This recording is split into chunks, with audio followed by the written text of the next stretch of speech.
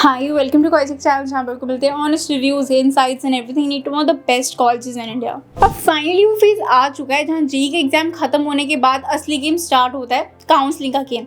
And trust me, बहुत सारे बच्चे एग्जाम में मेहनत करते हैं बट काउंसलिंग में गलती करके अपना जो ड्रीम कॉलेज होता है ना उसको छोड़ देते हैं। इसलिए आज की वीडियो बहुत ज़्यादा इंपॉर्टेंट होने वाली है क्योंकि इस वीडियो में हम कंप्लीट जोसा काउंसलिंग 2026 को डिटेल में समझेंगे कि 2026 में जोसा काउंसलिंग को आपको कैसे अप्रोच करना चाहिए, एलिजिबिलिटी क्राइटेरिया क्या है, 75 परसेंटाइल क्राइटेरिया क्या है, जेईई क्वालिफाई होना ज़रूरी है या नहीं, डॉक्यूमेंट्स क्या लगेंगे, फीस कितनी होती है, रिफंड कैसे मिलेगा, स्टेट कोटा क्या होता है, गर्ल्स कोटा कितना पावरफुल है, लो रैंक्स पे एडमिशन मिल सकता है नहीं मिल सकता, सीट से आप क्या होता है, उसमें कैसे अप्रोच करना है। इन सब चीज़ों को बेसिकली जितनी भी चीज़ें होती है जोसा काउंसलिंग के अंदर उन सब चीज़ को मैं डिटेल में आपको समझाने वाली हूँ। डिटेल में हम डिस्कस करेंगे तो वीडियो को एंड तक ज़रूर देखना। अगर आपने वीडियो एंड तक देख ली तो जोसा काउंसलिंग को लेकर जितने भी डाउट्स थे आपके वो सारे क्लियर हो जाएंगे। तो चलो बिना किसी थ्योरी की वीडियो को स्टार्ट करते हैं। सबसे पहले बेसिक चीज़ समझ लो कि जोसा होता क्या है। देखो सिंपल लैंग्वेज में समझो, जोसा एक सेंट्रलाइज्ड काउंसलिंग सिस्टम है जिसके through IITs, NITs, triple ITs और जीएफटीआईज में आपको एडमिशन मिलता है। मतलब अगर तुम्हारा ड्रीम आईआईटी जाना है, एनआईटी जाना है, किसी भी टॉप गवर्नमेंट इंजीनियरिंग कॉलेज में एडमिशन लेना है तो तुम्हें जोसा काउंसलिंग में पार्टिसिपेट करना ही पड़ेगा। और जोसा के बाद जो सीट्स बचती हैं उन्हें सीसैप काउंसलिंग के थ्रू फिल किया जाता है। बहुत सारे स्टूडेंट्स का एक्चुअल एडमिशन सीसैप में होता है, स्पेशली लो रैंक वाले स्टूडेंट्स का, तो इसको लाइटली बिल्कुल भी मत लेना। अब सबसे बड़ा कंफ्यूजन क्लियर करते हैं। सबसे पहले बहुत सारे स्टूडेंट्स पूछते हैं कि मेरा जेईई में क्वालिफाई नहीं हुआ तो मैं क्या जोसा में बैठ सकता हूँ या सकती हूँ। देखो इसका सिंपल आंसर है हाँ। देखो जेईई मीन्स क्वालिफाई करना और जेईई मीन्स पे रैंक आना दोनों अलग चीज़ें होती हैं। एनआईटीज, ट्रिपल आईटीज और जीएफटीआईज के लिए इंपॉर्टेंट चीज़ है तुम्हारे पास एक जेईई मीन्स का एक वैलिड रैंक होना चाहिए। हाँ, आईआईटी के लिए ऑब्वियसली तुम्हें जेईई एडवांस क्वालिफाई करना मैंडेटरी है। विदाउट जेईई एडवांस तुम आईआईटी के लिए एलिजिबल नहीं होते हो। और इस साल आईआईएससी बैंगलोर ने भी जोसा काउंसलिंग के थ्रू कुछ एडमिशन लेने के लिए हाँ बोला है। तो जो रिसर्च फील्ड में इंटरेस्टेड स्टूडेंट्स हैं उनके लिए एक बहुत ही बड़ा अपडेट है। अब एलिजिबिलिटी क्राइटेरिया की बात करें तो नॉर्मली बोथ में 75% मार्क्स रिक्वायर्ड होते हैं। एससी, एसटी, पीडब्ल्यूडी स्टूडेंट्स के लिए 65% तक रिलैक्सेशन होता है। और अगर परसेंटेज नहीं भी है तो टॉप 20 परसेंटाइल क्राइटेरिया भी होता है। मतलब अगर तुम अपने बोर्ड्स के टॉप 20% स्टूडेंट्स के ब्रैकेट में आते हो तो भी एलिजिबल हो सकते हो। इसको चेक करने के लिए जोसा की ऑफिशियल वेबसाइट पर जाके top 20 percentile cut off list check कर लेना। हर बोर्ड की अलग कट ऑफ होती है और कैटेगरी वाइज भी डिफरेंस होता है, तो ये चीज़ पहले वेरीफाई कर लेना ताकि काउंसलिंग के टाइम पर बिल्कुल भी पैनिक ना करो।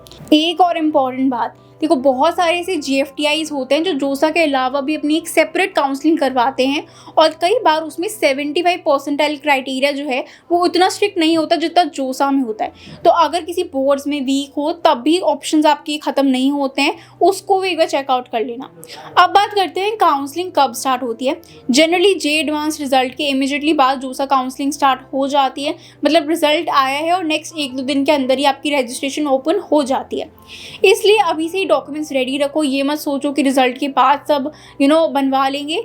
काउंसलिंग में टाइमलाइंस बहुत ज़्यादा इंपॉर्टेंट होती है और अगर लास्ट मोमेंट पे डॉक्यूमेंट में इशू आ गया तो प्रॉब्लम हो सकती है। अब डॉक्यूमेंट्स की बात करें तो तुम्हारे पास 10th marksheet, 12th marksheet, TC, migration certificate, character certificate, Aadhaar card या कोई वैलिड आईडी प्रूफ होना चाहिए। अगर कैटेगरी यूज़ कर रहे हो तो कैटेगरी सर्टिफिकेट मैंडेटरी है और ओबीसी, एनसी और ईडब्ल्यूएस सर्टिफिकेट लेटेस्ट होना चाहिए। एससी, एसटी कैंडिडेट्स के लिए ओल्ड सर्टिफिकेट भी काम कर जाता है। अगर ट्यूशन फी वेवर चाहिए तो इनकम सर्टिफिकेट भी बनवाना पड़ेगा। और ये बहुत इंपॉर्टेंट पॉइंट है क्योंकि एनआईटीज में फीस रिमिशन मिलता है। अगर फैमिली इनकम 1 लाख से कम है तो फुल ट्यूशन फी वेवर मिल सकता है और अगर 1 लाख से लेकर 5 लाख के बीच है तो पार्टीशनल आपको ट्यूशन फी वेवर मिल सकता है।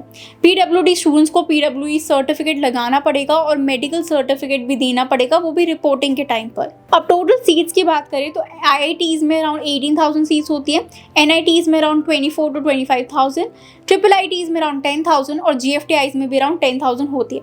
टोटल मिला के 62 to 63,000 आपकी सीट हो जाती है। अब तुम बोलोगे कि एग्जाम देने वाले तो लाखों बच्चे हैं, तो जो बाकी बच्चे हैं उनका लो रैंक में एडमिशन हो कैसे रहा है। देखो रीज़न सिंपल है, हर स्टूडेंट जोसा में एडमिशन नहीं लेता है। बहुत सारे students private colleges, BITSAT, state counselling या दूसरे ऑप्शन चूज कर लेते हैं। इस वजह से राउंड्स के साथ कट ऑफ मूवमेंट भी होती है और यहीं पे आता है काउंसलिंग का एक्चुअल गेम। बहुत सारे स्टूडेंट्स को लगता है कि लो रैंक पे कुछ नहीं मिलता, लेकिन रियलिटी ये है कि प्रॉपर रिसर्च और स्मार्ट काउंसलिंग से लो रैंक्स पे भी आपको NIT, IIITs, JFITs मिल सकते हैं। Specially home state quota, category quota और CSAP राउंड्स में काफ़ी मूवमेंट होता है। मैं ये नहीं बोल रही हूँ कि सबको NIT में CSE मिल जाएगा, लेकिन अपॉर्चुनिटीज़ डेफिनेटली होती है। बहुत सारे north east NITs, lower branches और स्पोर्ट्स राउंड में कट ऑफ जो है लाखों तक चला जाता है। अब होम स्टेट कोटा समझ लो, क्योंकि ये लिटरली देखो काफ़ी ज़्यादा इंपॉर्टेंट होता है और गेम चेंजर भी हो सकता है। NITs में अराउंड 50% सीट्स जो हैं होम स्टेट स्टूडेंट्स के लिए रिजर्व्ड होती हैं। अब होम स्टेट कोटा भी समझ लो, क्योंकि ये काफ़ी ज़्यादा इंपॉर्टेंट है और तुम्हारे लिए गेम चेंजर हो सकता है। NITs में अराउंड 50% सीट्स जो है होम स्टेट कोटा स्टूडेंट्स के लिए रिजर्व्ड होती है। होम स्टेट स्टूडेंट्स के लिए जो है वो रिजर्व की जाती है। और होम स्टेट का मतलब ये नहीं है कि तुम्हारी जो बर्थ प्लेस है, इसका मतलब ये है वो स्टेट जहाँ से तुमने 12th पास किया हो। एग्जाम्पल के लिए अगर तुमने केरला से 12th पास की है तो NIT कैलीकट के लिए तुम होम स्टेट कैंडिडेट हो। और डिफरेंस कितना होता है, कई बार outside state cut off 30,000 to 40,000 होता है और सेम ब्रांच होम स्टेट में लाखों तक चली जाती है। गर्ल्स कोटा भी काफ़ी ज़्यादा पावरफुल होता है। सुपर न्यूमरी सीट्स होती हैं गर्ल्स के लिए, इसलिए फीमेल कट ऑफ काफ़ी लो जाता है कंपेयर टू मेल कैंडिडेट्स। तो अगर कोई फीमेल कैंडिडेट ये वीडियो देख रही है तो होपलेस मत फील करो, तुम्हारे पास जेन्युइनली एक्स्ट्रा अपॉर्चुनिटीज़ हैं। अब फीस की बात भी कर ही लेते हैं। जोसा रजिस्ट्रेशन देखो फ्री होता है, लेकिन सीट अलॉट होने के बाद सीट एक्सेप्टेंस फी देनी पड़ती है। जनरल, OBC और EWS कैंडिडेट्स के लिए 30,000 और SC, ST, PWD स्टूडेंट्स के लिए 15,000। फिर लास्ट राउंड्स के बाद पार्शियल एडमिशन फ़ी देनी पड़ती है जो अराउंड 45,000 होती है। और ये पॉइंट ध्यान से सुनना, काउंसलिंग में बिना सोचे समझे मत घुस जाना, क्योंकि कई बार ये अमाउंट नॉन रिफंडेबल कैटेगरी में आ जाता है डिपेंडिंग ऑन स्टेट, इसलिए रैंडम चॉइस फिलिंग मत करना। और ऑनेस्टली चॉइस फिलिंग ही जोसा का सबसे इंपॉर्टेंट पार्ट होता है। बहुत सारे स्टूडेंट्स पहले चॉइस भर देते हैं और बाद में रिसर्च करते हैं, ये सबसे बड़ी गलती होती है। पहले रिसर्च करो, प्लेसमेंट देखो, फीस देखो, ब्रांच का स्कोप देखो, कैंपस देखो और उसके बाद एक स्ट्रेटेजिक ऑर्डर में अपनी चॉइस को फिल करो। मॉक अलॉटमेंट भी इसीलिए होता है ताकि तुम्हें एक आइडिया लग जाए कि करंट चॉइस के अकॉर्डिंग क्या मिल सकता है। अब विड्रॉल पॉलिसी भी समझ लेते हैं। अगर तुम अलॉटेड सीट विड्रॉ करना चाहते हो विद इन अनअलाउड टाइम तो कुछ रिडक्शन के बाद अमाउंट रिफंड हो जाता है, लेकिन IIT कैंडिडेट को स्पेशली केयरफुल रहना होता है, क्योंकि IIT रिलेटेड रूल्स जो हैं वो थोड़े से स्ट्रिक्ट होते हैं। तो IIT रिलेटेड जो डिसीजन होते हैं वो बहुत सोच समझ के लेना। रिजर्वेशन स्ट्रक्चर भी समझ लो।